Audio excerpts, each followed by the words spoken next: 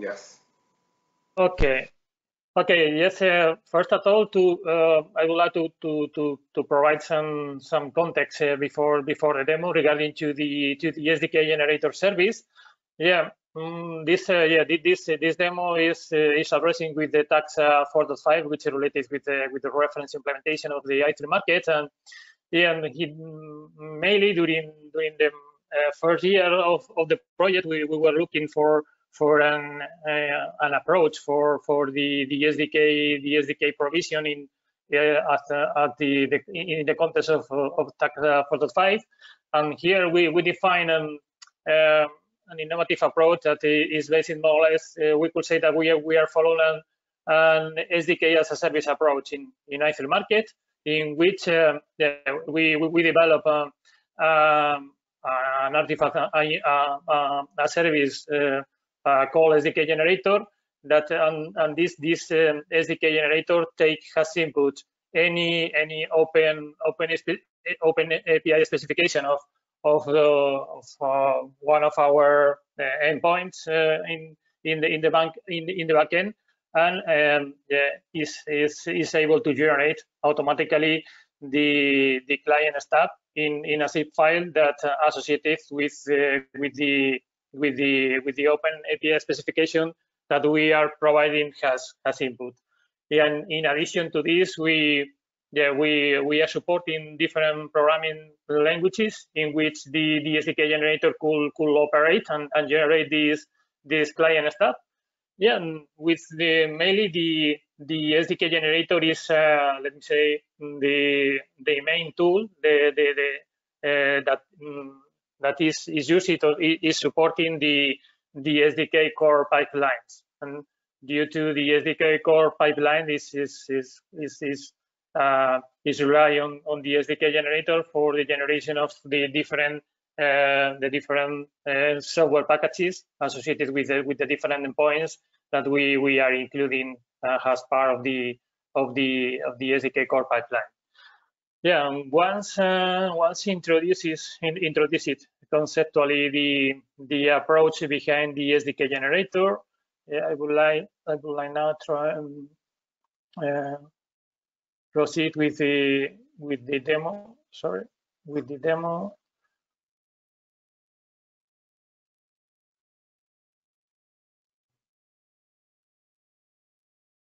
Okay, this is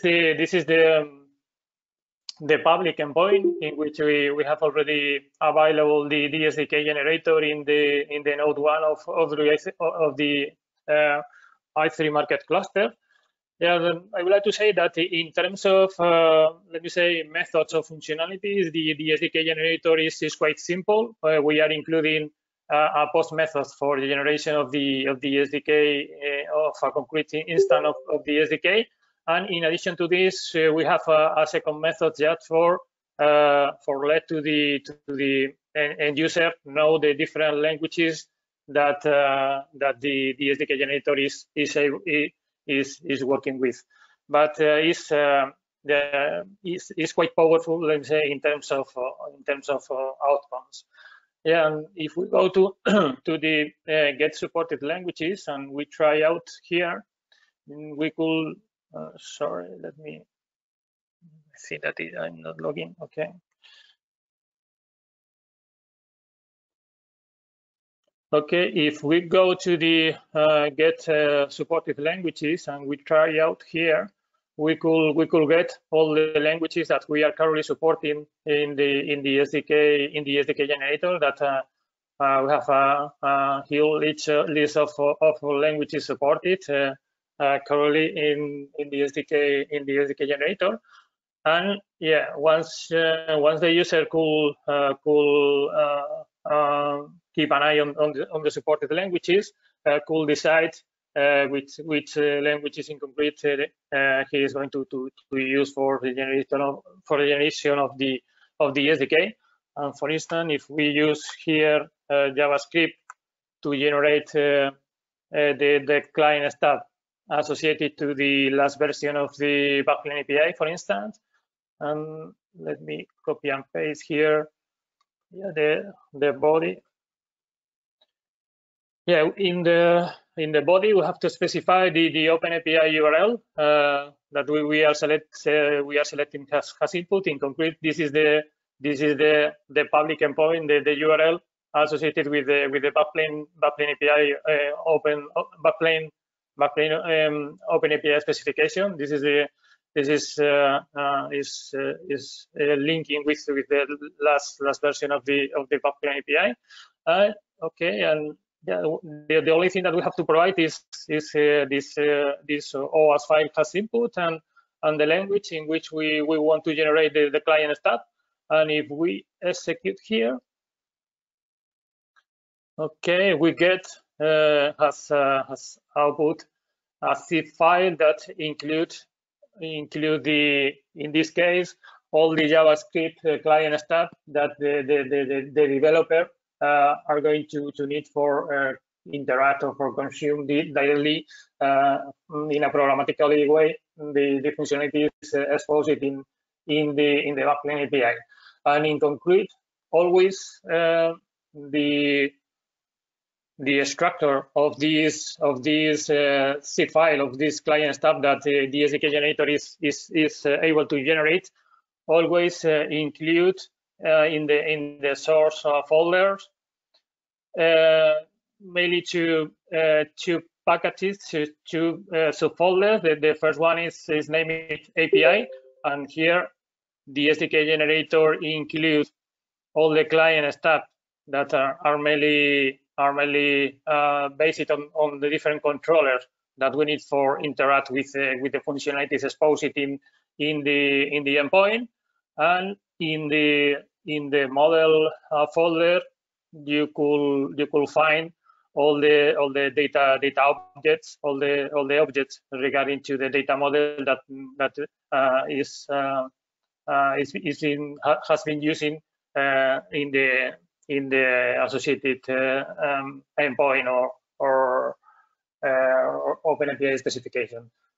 Yeah, mainly always the code that the SDK generator is able to generate follow this structure based on API and a model, and here include a kind of common classes, common functionalities that are mainly related with the API client and with the auth with authentication protocols mainly. Yeah, and that's all regarding to the SDK generator demo. Akile and Martin, I don't know if anybody has any question or doubt regarding to this.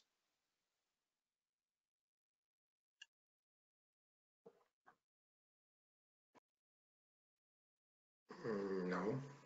Okay. In this case, are we going to create a library to use as a result in the GitLab? Yeah, we have a GitLab project for placing the code behind the SDK generator. Akile, we have uploaded in our GitLab, and then all the pipelines that we have behind the generation of the SDK core are in terms of Ansible playbook are already placed in another project in GitLab, but the libraries, this zip file containing the client stuff are placed in the Nexus repository in i3 Market. The outcomes of the SDK generator using the different backend endpoints in i3 Market are placed in Nexus repository, because our using has dependencies, has library in the SDK RI mainly has a new Maven dependency there. They are available and they can be used exactly. as dependency and retrieve when you need to make a code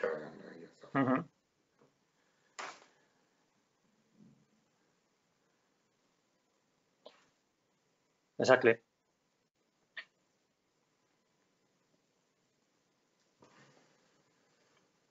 Yep. More question or doubts regarding to the SDK generator? Martin, Akile, the rest of people. If not, I think that we could move to the demo related with the SDK core. Okay. Okay. Let me move now to the demo 3. Let me say, which is related with which is focusing on the SDK core pipelines. Yeah, and again here I would like to take advantage of the information that we have in the wiki. Okay, here regarding to the if you remember my first presentation today, I'll show during the Work Package 4 presentation the different pipelines that we have mainly supporting the SDK core and the SDK and the SDK RI. And in concrete, this demo is focused in the SDK core pipeline, which is the top right green box in the picture. And here mainly the purpose or in concrete this SDK core is in charge of perform several requests to the SDK generator using several backend endpoints, and in order to generate all the SDK client stuff that we need for from the SDK RI mainly for interact or consume functionalities that are exposed in these public endpoints. And yeah, we could say that this SDK core pipeline is triggering automatically once a new version of the backplane API is deployed, because when a new version of the backplane API is deployed, we need to generate a new version of the SDK core because we are changing the Open API specification behind the backplane API in this case. But all this process, all this automation are mainly supported by means of the GitLab CI/CD in the case of the backplane API, and from there, Victor and Juan are including a new triggering for calling automatically to the SDK core pipeline once a new version of the backplane API is deployed.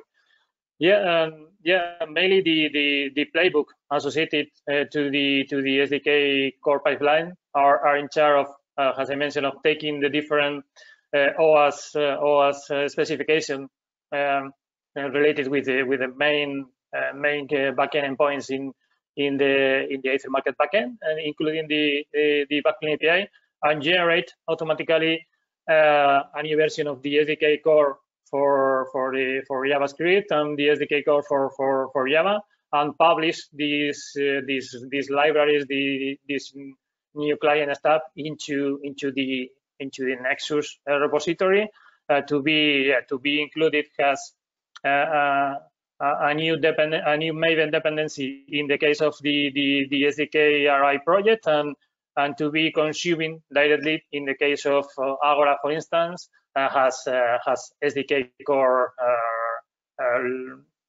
artifact in JavaScript directly taken from the Nexus repository.